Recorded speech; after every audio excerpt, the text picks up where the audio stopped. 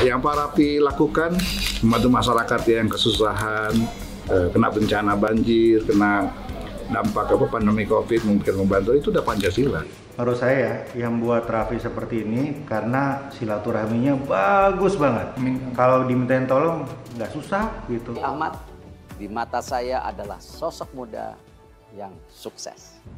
Saya melihat transformasi yang dilakukan oleh Raffi Ahmad dan Nagita Slavina bisa menjadi inspirasi. Karena gila loh, ini spektakuler. Iya kan? Iya pokoknya. Dan ini nggak lepas dari namanya Anda. Iya. Jujur ya, kolaborasi itu nggak akan bisa terjadi kalau nggak ada magnetnya. Namanya tuh ya Anda dan Nagita lah. Raffi Ahmad memang merupakan salah satu artis yang dikenal dekat dengan banyak orang. Sifat humble-nya membuat ia dekat dan disukai rekan sesama artis, masyarakat, dan tak terkecuali para pejabat. Raffi Ahmad memiliki hubungan baik dengan para pejabat, tak hanya dekat secara pertemanan. Banyak dari para pejabat juga tak ragu untuk memuji Raffi Ahmad, lantaran kagum dengan sepak terjang Raffi Ahmad di industri hiburan tanah air. Cerita deh, apa kemajuan revenue atau pendapatan Rans dalam 3 tahun terakhir? Nggak, supaya orang tahu nih dan siap-siap untuk beli sahamnya waktu itu. Pertama itu sejujurnya waktu tahun Karena pertama. gila loh, ini spektakuler. Iya kan? Iya pokoknya. Dan ini nggak lepas dari namanya Anda. Iya. Jujur ya, kolaborasi itu nggak akan bisa terjadi kalau nggak ada magnetnya. Namanya tuh ya Anda dan Nagita lah. Tapi itu jadi PR kita, Pak. Nah, sebelumnya saya cerita memang tahun pertama, saya ngomongin digit aja deh. Tahun pertama mungkin revenue-nya kita pastinya di bawah 10M. Ya. Maksudnya di bawah Single 10M. digit lah. Single digit. Oke. Tahun kedua double digit, tahun ketiga triple digit. Jadi gamesnya secepat itu. Cuman memang saya menyadarinya bahwa orang itu nggak boleh berpikir Rans itu depends on Raffi dan Nagita. Siap. Makanya vehicle semuanya ini yang lagi kita bikin biar orang tahu Rans itu bukan Raffi Nagita, tapi dia tuh ada zoo, ada resort, ada itu sekarang PR kita untuk membuat ada live shoppingnya, belum nanti ada F&B-nya. Ahmad di mata saya adalah sosok muda yang sukses. Mendapatkan hasil yang patut dicontoh oleh para generasi muda. Karena semua yang didapatkan tidak instan. Melainkan melalui perjuangan dan kerja keras. Perkembangan Rans sangat luar biasa. Inovasi yang diberikan Raffi dan Nagita sangat menginspirasi banyak orang dan juga banyak milenial muda yang ingin jadi pengusaha.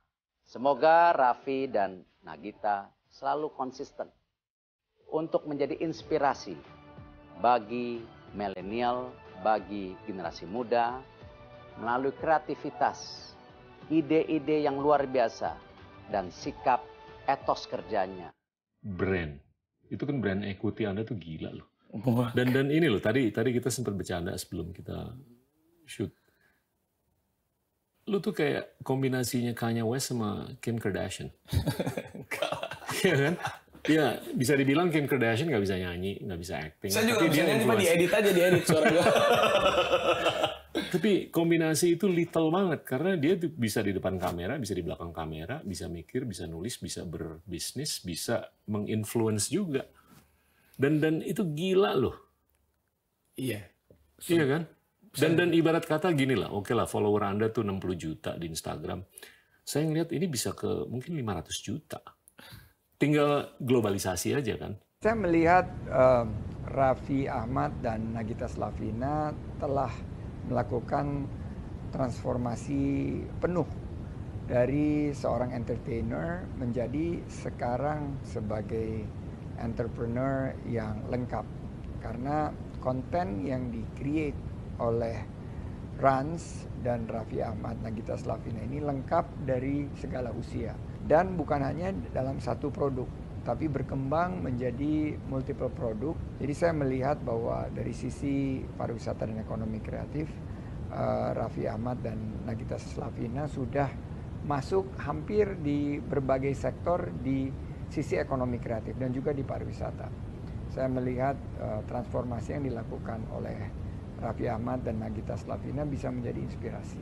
Saya tuh orangnya bukan pinter-pinter banget, jadi saya suka takut juga. Don't be modest. Ya bener Pak, saya tuh nggak pinter-pinter banget. Bahasa Inggris aja kacau.